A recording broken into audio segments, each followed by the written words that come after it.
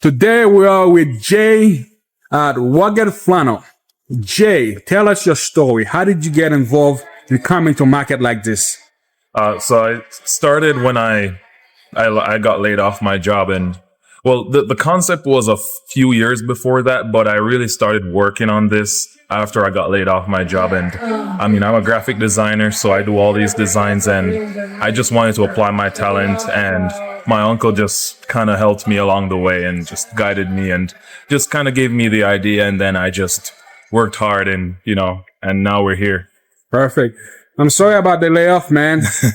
I feel like the layoff is kicking off. How long ago did you get laid off? Last October. It's been a while. Yeah, so it's been a little bit, yeah.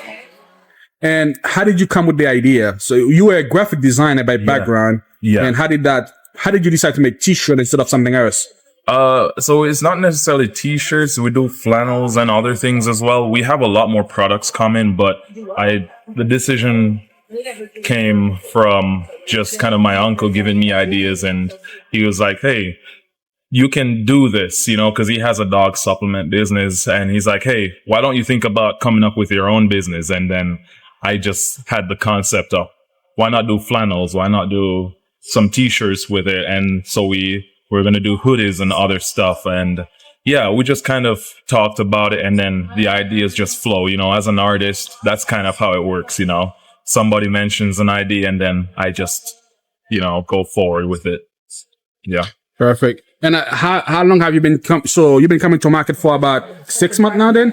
Yeah, since last November. So it's been, a little bit. So not that long, but did a few shows.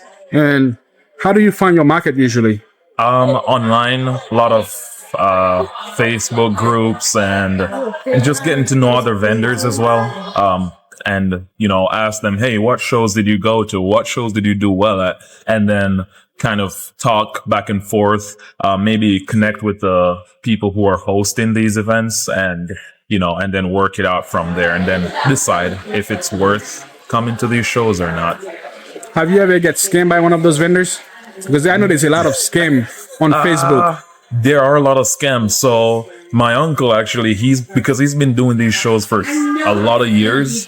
And so a lot of the shows that he recommends, I go to. And the ones that he doesn't know, we make sure we do our research first. So we reach out to not only the people hosting these events, but also vendors that have gone to similar events that these people have hosted before. And then we kind of get an idea of what it is to give us a good idea. And do you feel like the booth fees are reasonable? Because I know some event and they want to charge the event's going to be from 2 to 6 and we're going to charge $100. Yeah, sometimes I feel like they're a little bit more than they're worth, because you can't tell how busy a show is going to be. You can't tell how many sales you're going to make. And sometimes people struggle to make their booth fee back from sales, and then they take a loss rather than a profit. So it's really a tricky situation that there's not really a clear answer, but yes, sometimes the booth fees are a lot more than you want them to be. And we come to SSDD like once a month to do this. Do you stock with one vendors or a host that do them, or do you bounce based on? So there are some hosts that they do multiple shows.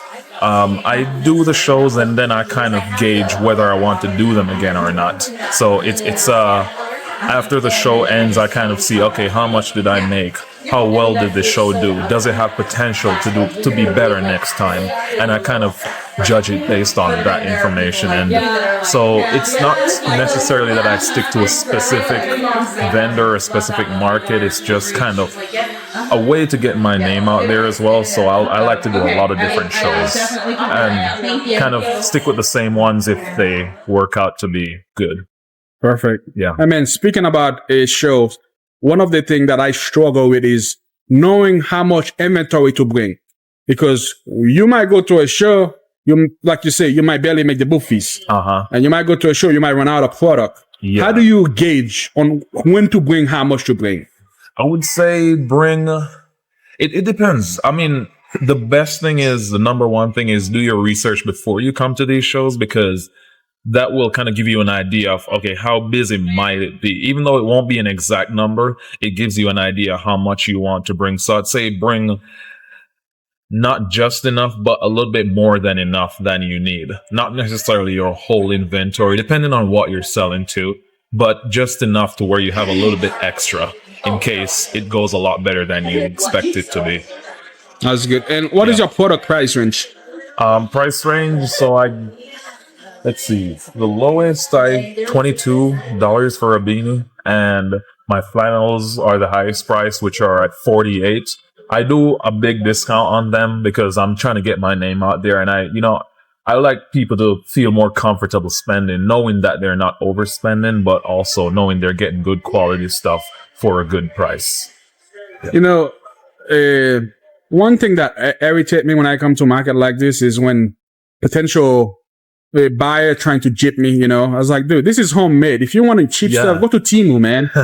But if you go, well, can you give me a discount? I was like, dude, I make this. It's a hard work. Have you ever have stuff like this? I'm not that bad. I've had people try to make me knock the price down like $10, and I have to remind them, like, I spend a lot of hours and I'm not charging as much as I should be charging, just because I'm just starting, and I understand that a lot of people, they overprice their things, and I'm not doing that here. So I reassure them that, listen, I'm not overpricing my things, but at the same time, I do know my worth, and I put a lot of time in it, and I just kind of let them know, and then they'll kind of back off, and you can approach it in a way where you're not coming off as disrespectful, and they appreciate that, you're being honest with them. Perfect. And one thing that I see when I go to market that that irritate me again as well is, this is a craft market. Yeah. This is a homemade product market. But some of those places you go to, people are selling stuff they get from Amazon or Alibaba. And I was like, dude, if you want to sell those stuff, it's fine. But I don't think you should bring those things at a homemade craft show. Yes. What is your take on that when you see stuff like that in a market? It makes me really sad, and just mostly because I know how much work I put into my stuff, and everything I come up with is all from my head. I don't take people's ideas, and it's all original. And to see people just taking stuff online and just selling it as an original product, it's really sad. And then, and when people find that out, it makes them more skeptic about your product when you've spent so many hours grinding and making sure your product is as good as possible, and then these people, they just come and they're basically cheating people out on that. And it's upsetting. You can't really control that, but it is, I feel like it negatively impacts my business as well, because of, the doubts that people might have that it's original. So, yeah. I mean, that's the sad reality, right? It is a craft market, because when I think of the word craft, I just think of Hobby Lobby. You go to Hobby Lobby, you grab stuff and you make stuff. Uh-huh. And I'm not thinking of people getting stuff in China and then come reselling them at a market like this. Yes. I mean, that's like unfortunate, but people do it. Another thing that, the boutique life is interesting, You have some vendors that are very prepared, well organized. Mm-hmm. You also have vendors that are slacking, Yeah. The host might say, please be on time. The setup is at 10 o'clock. Takedown is at 4 p.m. Yeah. And you see some vendor coming at 11:30 for setup. Yeah. And then taking down at 3:30. Mm-hmm. I feel like it's not only destroy the atmosphere people are trying to create, allowing the customer to shop, but now it ruined my experience, Well, what is your take on this? Have you seen this in some of the markets you go to? Yes, I've seen it a few times, and it's even worse when those people that are late, or those people that don't really care, it's worse when they're beside you, because then you're there trying to get the customer's attention, trying to get them to like and enjoy your booth. And then the other person across from you is causing a ruckus, and it's a little bit irritating. And I mean, people have their reasons why they're late, but I mean, they announce this show or these events way in advance, so they have a lot of time to prepare. And yes, it's a little bit upsetting, but at the same time, you can't really do much about it. It's out of your control. What is your future with your business? What do you see this business going?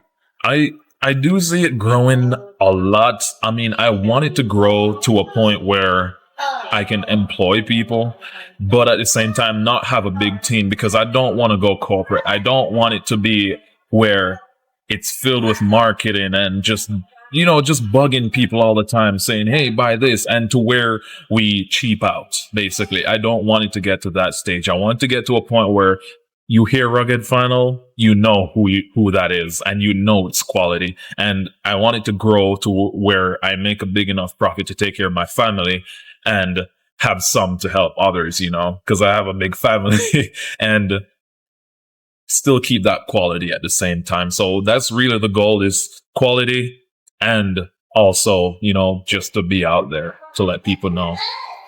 And where can people find you? You can find me online. I have a website. I also manage the website personally. Social media, so ruggedflannel.com, rugged_flannel on Instagram, TikTok, and Rugged Flannel on Facebook. And yeah, if you send me a DM, I'll respond. I usually respond very quickly too. So I handle it all personally because I want that personal touch. And yeah, that's where it is. All right. Thank you, brother. Thank you for taking the time to chat. Of course. Thank you, man. Appreciate it. Yep.